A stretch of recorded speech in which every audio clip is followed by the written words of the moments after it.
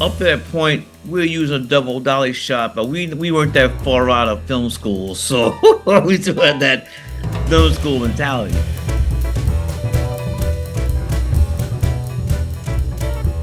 There's so many wonderful shots. I'm trying to think of one. Do the right thing. The thing I remember is that when Mookie threw the garbage can through the window, it took like 4 or 5 takes, and the garbage can was not breaking the window. The whole cast and crew was yelling at me. Riding me, Spike, lift some weights. Garbage can was just bouncing off the window. Sal's Sammy's Pizzeria like it was Kleenex or something. Finally, we carved some things in the window. Then the garbage can finally broke the window. It was embarrassing. It is hard to have the same look. The film takes place over one day, but you're shooting over 8 weeks. It's not just myself. It's not just Ernest Dickerson. It's Wynn Thomas, who's the production designer. And it's Ruthie Cole, who's the costume designer. So we all sat in the room and talked about how color would be a tool for us to show that this takes place in the hottest day of the summer. So right away we knew it was red, and orange. Whereas a long shot, we put a butane lighter underneath the lens so you can see the wavy stuff, the heat wave. So we had to utilize all our skills, which weren't, I mean, we were just only like a third film in, but we learned it as we went along. What's funny is that anytime it gets hot here in New York, people say it's do the right thing hot. Over the years, I've developed a signature shot. Now, I wasn't the first to make it up, and I call it the double dolly shot. And the best use of it ever so far was in Malcolm X. And doing a year of research before we began to shoot, I read everything, saw everything, talked to people that knew Malcolm. And the thing that struck me is that more than one person said they felt Malcolm X knew he was going to assassination. Now, again, in consultation with my brother, Ernest Dickerson, the DP. And so up to that point, we were using a double dolly shot, but we weren't that far out of film school, so we still had that film school mentality. But then we matured, and we said that we use this shot. It just can't be showing off. It has to move the story forward. So right then and there, Ernest, I knew this is where we had to have the double dolly shot. And on top of that, was sent that double dolly shot over the roof was a song I chose. Sam Cooke's "The Change's Gonna Come." That song, on top of the double dolly shot, that shot is deep, especially to me and Ernest. We felt that, still feel that when we see it.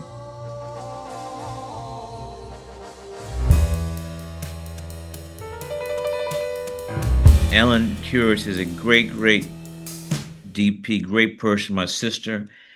And the first time we worked on was not a feature film, it was a documentary, 4 Little Girls. For those who don't know, that's a documentary about the 4 little beautiful Black girls who were murdered with the bombing of the 16th Street Baptist Church in Birmingham, Alabama during the Civil Rights Movement. Well, let me tell you a story, not that many, I've talked about it a couple of times. The film was done through HBO. And I knew from the beginning that the material, this film was, we submitted for the Academy Awards in the Best Feature-Length Documentary section. And to do that, you had to have a theatrical run for a week. In New York, it was we had the film forum. So right before we were going to get that 1 week run to be qualified for the Oscars, I got a call from FBI. And I picked up, who is this? I said, well, this is Officer so-and-so for the FBI.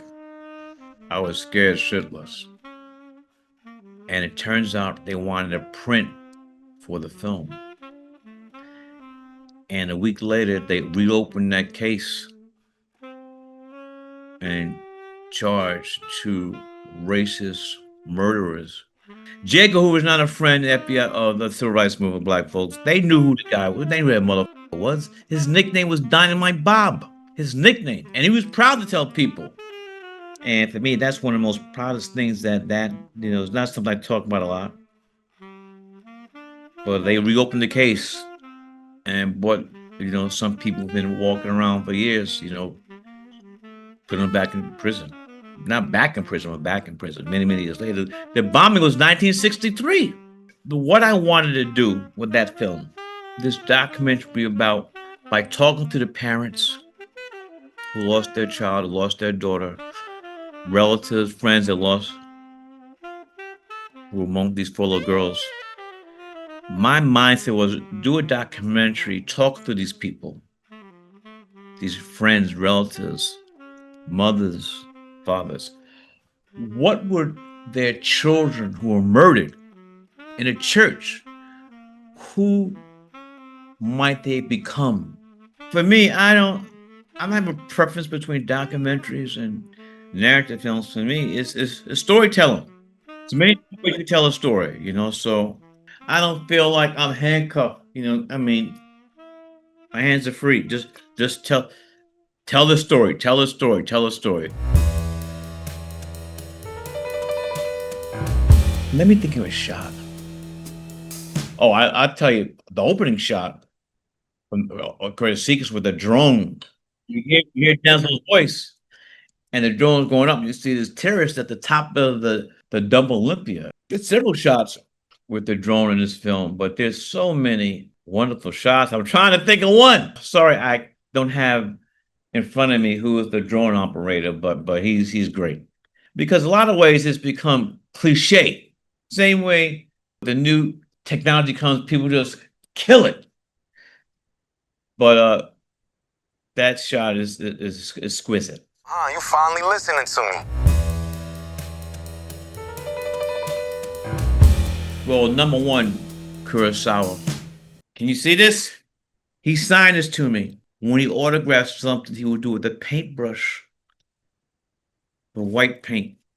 So the deer spike, Akira Kurosawa. We knew from the beginning that this was not a remake. The word is reinterpretation. Denzel and I knew that we were jazz musicians, great jazz musicians who were remaking American Standard. Julie Andrews singing My Favorite Things, Sound of Music, Roger Hammerstein, great, classic. John Coltrane did something else.